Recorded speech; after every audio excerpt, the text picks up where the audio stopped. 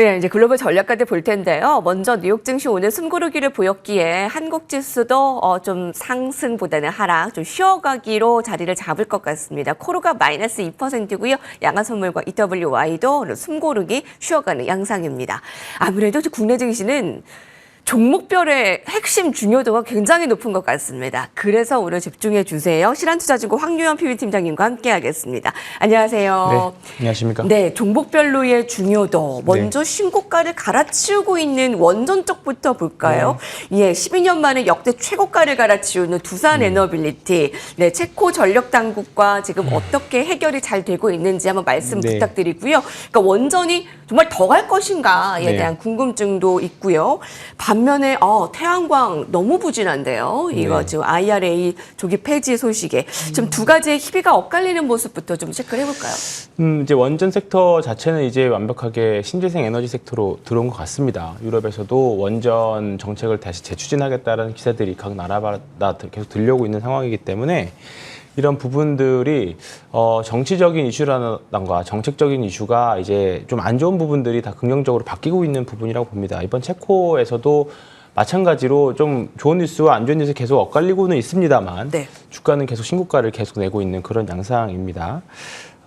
그리고 또 태양광은 뭐 어제 하루 조금 별로 좋지는 않았죠. IRA와 관련해서 좋지는 않았지만 태양광 산업들은 지금부터 계속 이제 1분기 실적이 굉장히 잘 나왔어요. 그렇기 때문에 단기 조정 좀 주가 급등 이후에 좀 약간 차익 실현의 빌미를 제공한 뉴스들이 아니었나 그렇게 생각을 하고 있습니다. 트럼프 일기 때도 보면 초반에는 태양광이나 비롯한 신재생 에너지들이 사실 별로 좋지 않았습니다. 이번에도 사실 마찬가지였죠. 트럼프 대통령이 당선되고 나서 올해 1분기까지는 사실 생각보다 별로 좋지 않았어요.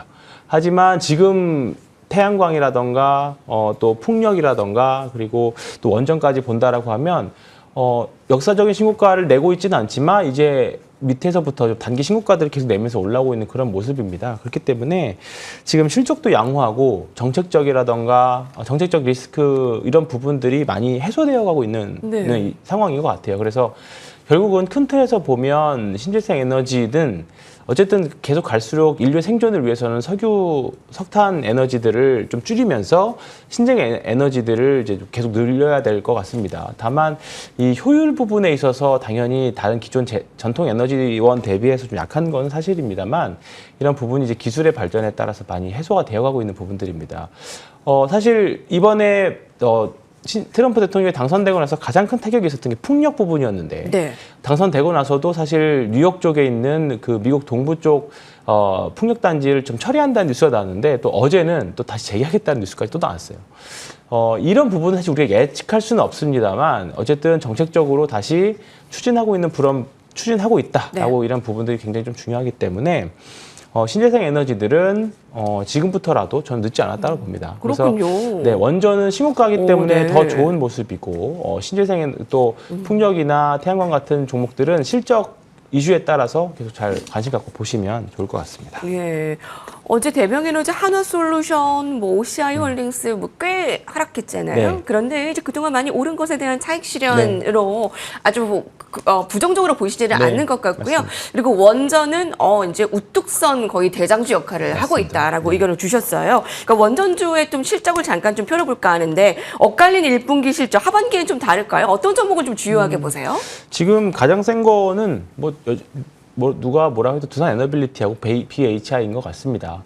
2년 전인가요? 그때는 한전 기술이 한 바닥에서 한 몇십 배 정도 올랐던 기억이 납니다. 근데 실질적으로 미국과 SMR 사업을 계속 하고 있는 게 두산 에너빌리티고 가장 주가 실적 이번에도 실적도 잘 나왔던 게 BHI이기 때문에 일단은 신고가 있는 종목들이 가장 대장주, 주도주 역할을 하고 있다. 산업 내에서, 섹터 내에서 주도주 역할을 하고 있다고 보시면 되고요. 결국은 2등주, 3등주, 4등주들은 신고가 있는 종목들이 쉬면 다 같이 쉬어갈 양상일 것 같아요.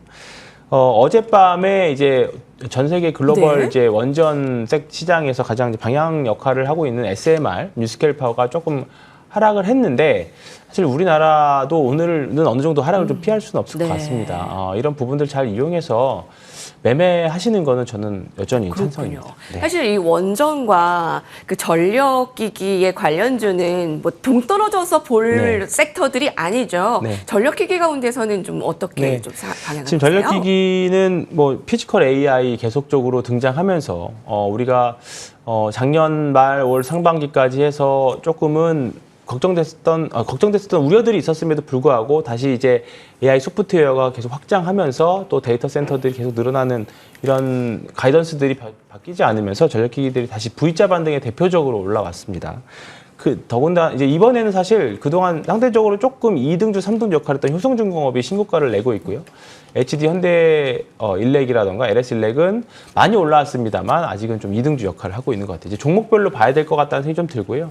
뭐 전기 전선 쪽도 계속적으로 관심 갖고 보셔야 될 것 같은데 일단 1분기 실적은 우리가 1분기 초에 철강 쪽 관세부가 이슈로 인해서 1분기는 네. 재미는 없었습니다만 이제 2분기 들어서면서부터 다시 매크로적인 이슈라던가 그다음에 내러티브 모멘텀적인 요소 그다음에 실적까지 다 받쳐주면서 많이 올라와져 있는 상태입니다. 그래서 전력기기는 네. 지금 사실 매매할 섹터가 굉장히 많아요.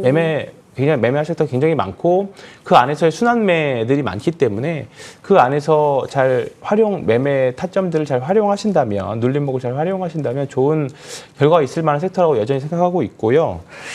다만 이제 그 종목 간의 순환매 또는 이런 2분기 실적에 대한 추정치들을 보면 확실히 작년에는 우르르 전력기기가 다 올랐다면 네. 지금은 사실 센 종목들만 좀 이제 상위권에 있는 종목들만 강한 모습들이거든요. 예. 그렇기 때문에 그런 좀 종목 차별화는 좀 있을 수 있다. 이렇게 보시면 될 것 같습니다. 네. 황유연 팀장님의 좀 종목의 한 수익률을 좀 볼까요? 여러분 5월 들어가면서 이 미용기기에 대한 의견을 준 바 있습니다. 파마리서치 여러분 기억하실 텐데요. 예사롭지 않죠. 네, 증권가에서는 리주란에 대한 폭주로 파마리서치에 환호를 보이고 있습니다. 지금 목표가가 계속 상향되고 있는데 팀장님께서는 어디까지 보세요? 뭐 파마리서치 지난주에 투자 경고였다가 이번 주에 투자 주의로 좀 내려왔습니다만 상승률이 계속 지속되면 또 다음 주에 또 투자 경고 붙을 수도 있는 상황입니다. 예. 일단은 지금 기관 투자 경고 주의 계속 붙어 있기 때문에 기관 투자자가 쉽게 진입할 수 없는 상황임에도 불구하고 계속적으로 신고가를 내고 있고요. 어떻게 보면 시장 전체 주도주라고 볼 수 있을 정도의 강한 모습을 계속 보여주고 있습니다. 급등 없이 정말 계단식 상승을 보여주고 있는데요.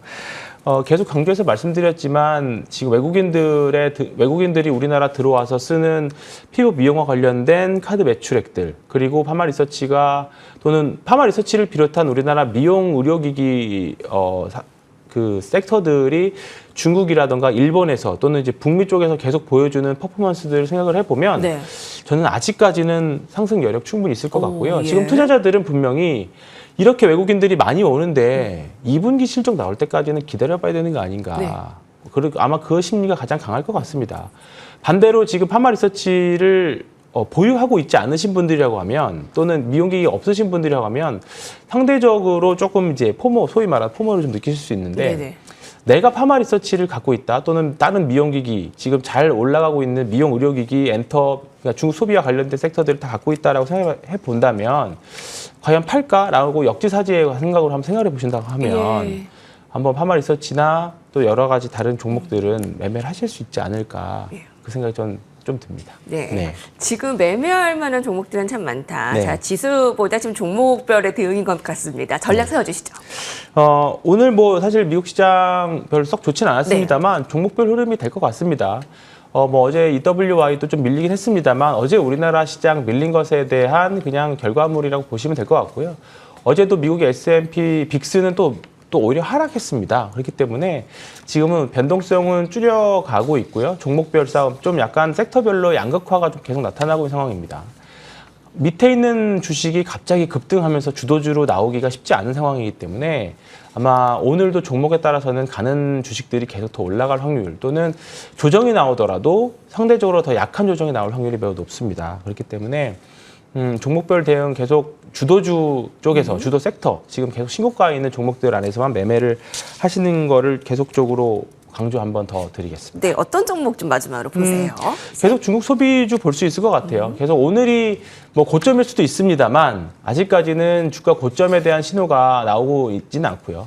주가는 계속적으로 실적, 2분기 실적에 대한 기대감들을 계속 가져가고 있는 상황입니다. 네. 그렇기 때문에 좀 순환매 차원에서 본다라고 하면 뭐 언제든지 조정은 나올 수 있습니다만 충분히 매매를 해볼 수 있는 입장인 것 같고요. 반도체 섹터들도 이제 더 이상 빠지지는 않는 것 같거든요. 네. 그 안에서 좀 약간 단기 매매 또는 AI 소프트웨어나 에이직 칩과 관련된 디자인 하우스들 이쪽에서 잘 찾아보시면 조금 반도체 섹터는 이쪽에서 해답이 좀 있을 것 같다는 생각이 들고요. 어제 리가캠 바이오, 또 바이오 쪽에서도 좀 급등이 나왔습니다. 이런 네. 쪽에서도 이제 종목 이제 바이오 섹터도 심리가 좀 이제 많이 되살아난 분위기 때문에 좀 긍정적으로 보시면 좋을 것 같습니다. 네, 오늘 말씀 감사합니다. 네, 고맙습니다.